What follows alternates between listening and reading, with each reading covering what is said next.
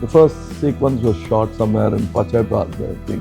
And that became the first trailer also, where you see that wooden slats through which I look down.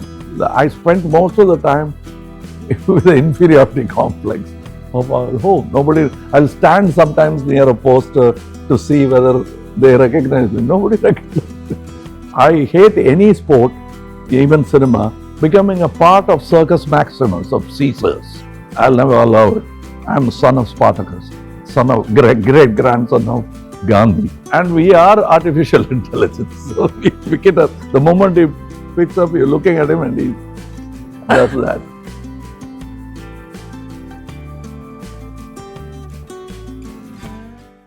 Hello, this is Srinivasa Ramanujam from The Hindu, and today we are thrilled to have with us one of the most prolific actors in the country.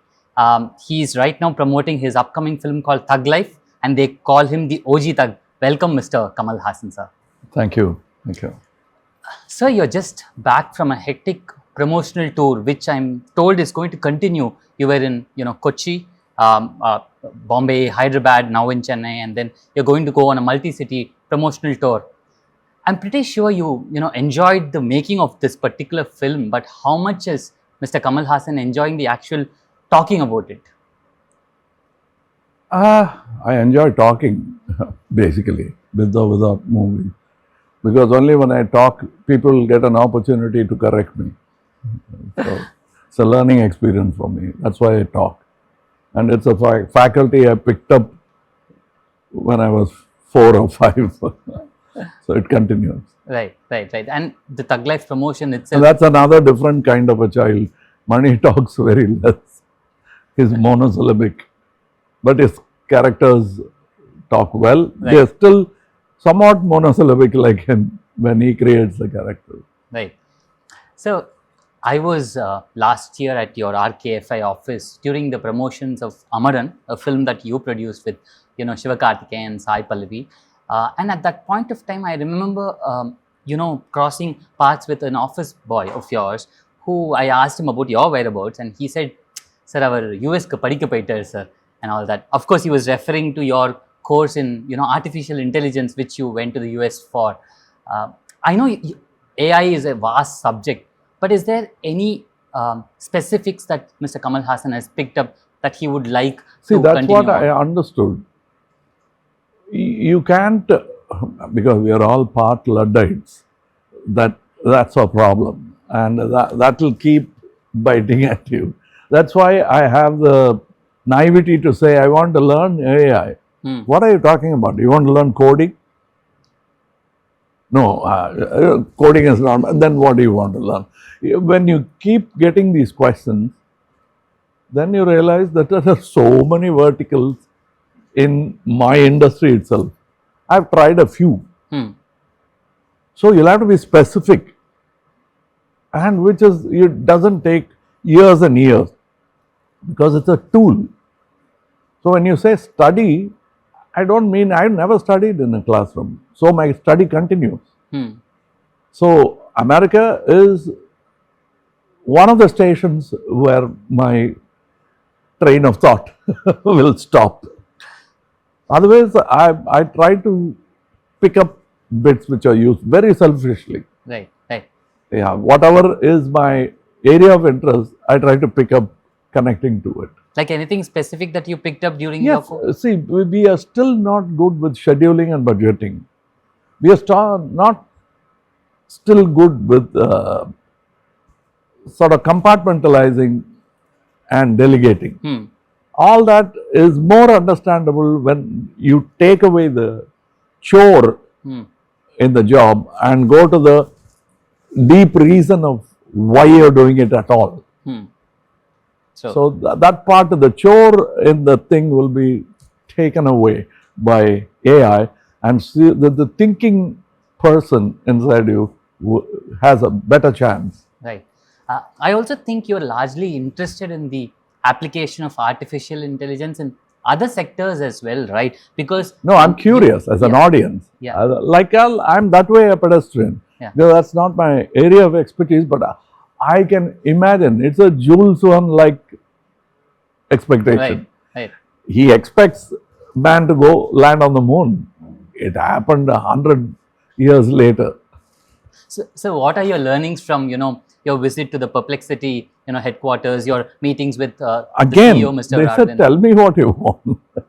It's bigger than, it's like, I want to go and pick up everything from the university. Right. Do you have so many years?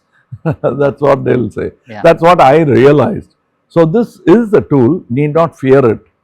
And, but don't forget to use it. Thug Life is, of course, coming up, and it marks your collaboration with Mani Ratnam after many years. We are, as fans, we are quite excited about this whole collaboration. I think the first shot in Nayakan was the brothel scene, I think, which you had shot. What was the first scene that you shot for Thug Life, and how was it when Mani Ratnam called action all over again? Like always, action is a word, it's just a word and a command. So it's like a gunshot before the race. That's how I look at it. But both of us have evolved. I think the first sequence was shot somewhere in Pachaipas, I think. And that became the first trailer also, where you see that a Venetian kind of wooden slats through which I look down. I think that sequence was first. So in your years in cinema, you worked with several filmmakers. Of course, you consider K. Balachandra sir as your guru. What about Mani Ratnam stands out? What do you think Mani sir did to change the landscape of Indian cinema, so to say, sir? He first changed his own landscape. So it automatically became Indian. But that's why the more ethnic you become, the more international you become. This is a popular, and Mr. Singeetam is very fond of this phrase. I picked it up from him. Right. So what is your favorite Mani Ratnam film? And no, you cannot say Nayakan or Thug Life. This one. Right. So you described this one as an extension of your life in one of your promotional interviews, sir. Can you elaborate what you exactly meant by that, sir? I've been both. I've lived a life and I've been a thug in my teens. I'm not proud of it. But then that the kinetic energy will push you forward to do wrong things sometimes. Most college bugs do it. I never went to college. So I must have been a little cruder thug. Right. You also described Thug Life as a film that would make you forget Nayakan. It's doing the headlines right now, and a lot of people on social media are dissecting that particular quote. What did you mean, sir? We have to make you forget it. Otherwise, we're not doing our job. Then you remember it. But you should, chronologically, you can say Nayakan and Thug Life. But out of your appreciation, it should be Thug Life and then Nayakan. Okay. So Thug Life has music by A.R. Rahman, and as a person who grew up, listening to MSV sir, and then of course Ilayaraja sir, who's your constant collaborator, when A.R. Rahman burst into the scene in the 90s, and you were of course dancing to Akarangaranga, I can remember, Telephone Manipol, and later of course Injirango in Tenali and all that. At that point of time, how did you accept his music, and how has it evolved since then, sir? Music, we don't have to know the brand name. You just hear it, and what's that song? Any song. I mean, let's not go into the classical part of it. There are some classical tunes that stick to your mind, and some traditional folk tunes that stick to your mind. Like that Kantara song comes from deep within. Ilayaraja's most songs come from the earth. And that's how I saw it. I liked it. Made my head turn. Actually, they showed me the composition. I just shrugged. Because the thing is, I didn't know what he is capable of. So with Mr. Raja, I was able to say, oh yes, I like it. Because I know what he will do to it. That not only that, but experience with him. I had no experience with him. So it sounded, especially what they showed me was a composed tune of Kappaleri Poyache. There were no drums, nothing, but just him singing with a beatbox. But when I saw the whole thing turn and it ended with Sare Jahan Se Acha, it blew my mind. But that's what. Right. That's why I keep making fun, and he is very fond of that quote, Mr. Rahman. I said, don't say Rahman is music is poison, slow poison. Can't you use a better word? Slow nectar. It will take some acquired taste. You can say that, but what a thing to say for music. So speaking of music, he also mentioned that you had a piano in your office and you were trying to practice a few things. Did you pick up? No, I've any- been practicing for. I didn't pick up anything. That's my problem because that's not within the bandwidth of my faculty. I think because I'm only wanting to do that. When I asked so many people, I've asked some great music directors to teach me because I wanted the shortcut. I hack into it. So much younger person taught me how to play piano. That is Rahman. He didn't teach me anything. He just said practice, which is great advice. So Thug Life, of course, has a lot of action. And your upcoming film roster, if you look at it, you have a film with Stunt Master Sun Badiva also on your cards, which I'm pretty sure will have a lot of action. But this year 2025 there is some kind of a return, if I can call it that, to the family zone, like a tourist family of a film that is just recently released is doing quite well. And we had 3 BHK film coming up, and Kudumbasthan happened a few months ago. In fact, last year's Nayakan, which in my head is the closest that Tamil cinema got to your own Unbasivam of two boys just having fun and bonding and all that. What do you make of the family zones? It will never go away, I think. The system of families might change. The nuclear family, the extended family, all that is slowly, we are dialing it around. And the houses, the cost of land, living, the urbanites change the fashion. Even pragmatic fashions are sometimes simply thrown aside to copy urbanites. There's no pragmatism in all of the luxuries that the cities enjoy. What we should be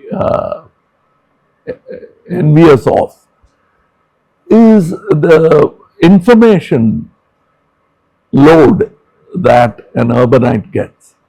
Hasn't reached, but that'll all change with what's happening with the telecommunications and more, and with AI. So do you also see you doing more of family related subjects with life? This has family. What kind of a family? Right. See, you say the tourist family. Don't you see the deep violence behind it? Why do you think it is? So everybody goes through that violence. If you make a film about COVID, it's a very violent film. Right. Where there's no blood, just death. You'll drown in air like an asthmatic. That was what was happening. Speaking of genres, we spoke about family films, but there's also this whole section called comedy films there, sir. I've had the opportunity to interact with the late Crazy Mohan sir many times in his Ammani Ammal residence in Mandaveli, and our conversations would always come back to Mr. Kamal Haasan, how I met him near a graveyard, I think in Mandaveli, the first time you met him, sir. How much do you miss him, sir? A lot, but I don't miss him because he left a lot of him in me. So we have been working so closely, and without work we spoke every day, and the conversation is not about our breakfast or dinner. It will go into every which direction. I will talk my ideologies, he will talk, and then we'll talk about the Puranas, the mythology and the beauty of it. Suddenly we'll be talking about Yayati, death, and he hates to come to funerals with him. Wherever I go, let's go. And he'll say, I won't come. One, I don't like tears. And it's not that I don't respect tears, but when we go, we'll make a comment and we'll both be laughing. And we'll be the only two guys laughing in somebody else's funeral. One, it troubles me. The reason why I'm saying a joke is because of my complex with not wanting to cry. He never indulges, he doesn't. I asked him to write more serious plays. He refused. This is the time. I'm scared of tears. But because you said you picked a lot from him, can we expect Kamal sir to write or Yeah, act in a but you comedy, see, full-fledged comedy at some point There in time, is a sir? fear of humor because it is not fast food. You must add so many condiments and you must the references go back. Every humor has a pun and a layer, many layers to it. That's why when I said about Tourist Family, I said, did you see the violence behind it? Speaking of missing things, Kamal sir, a lot of fans of yours are missing your outings in Big Boss. Do you also sort of miss it because you've been associated with that whole project for 7 years? Yes. Fortunately, I was practicing for politics on Big Boss.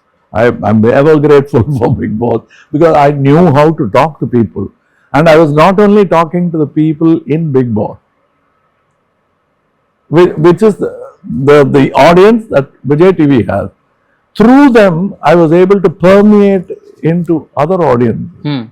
And the eyeballs that Big Boss gave me, cinema didn't give me till before, because the economics and the logistics have been very poorly planned, that there's no exposition and expansion of our work. Sir, sports and cinema are usually considered, two eyes of all Indians. We always, whenever we want a family outing, we always go to the films, or of course we tune into the, for cricket and things like that.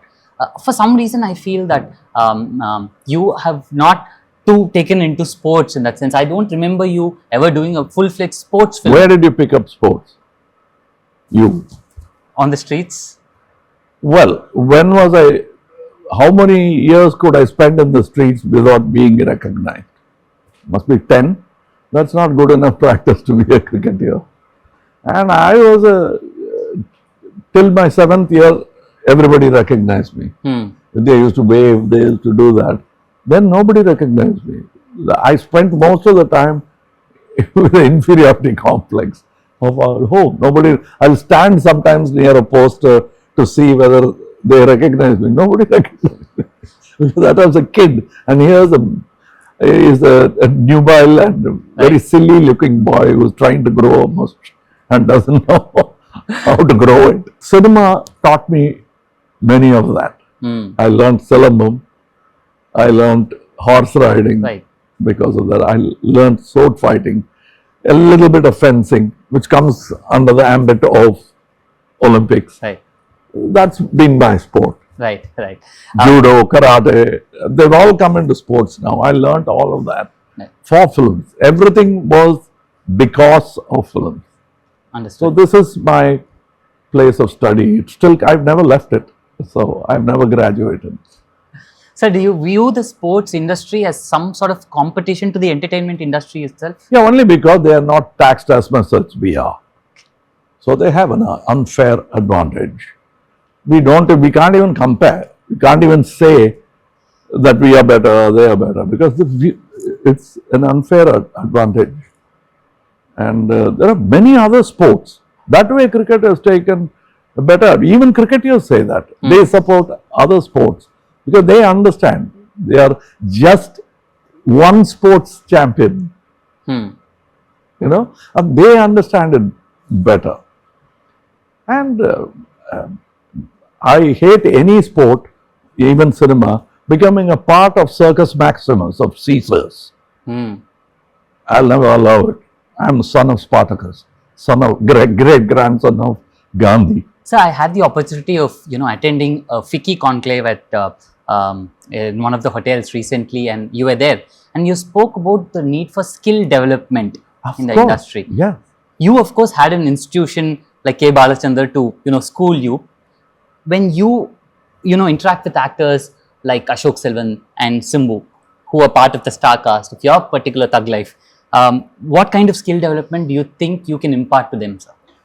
It has to be dedicated. Imparting, you will do like in a family. This is happening like, why do families send their children to learn Tamil in a school? They speak it at home. That's a good place to learn. But I think that's a good place to practice. Right. Likewise, I can't be teaching these people. I'll have to know. Balchandra did not teach me. He gave me an opportunity. And in conversation, I picked up. When I kept asking, which he has written in his own letter of encomium to me, that's my graduation certificate. I keep, it's a bragging point for me.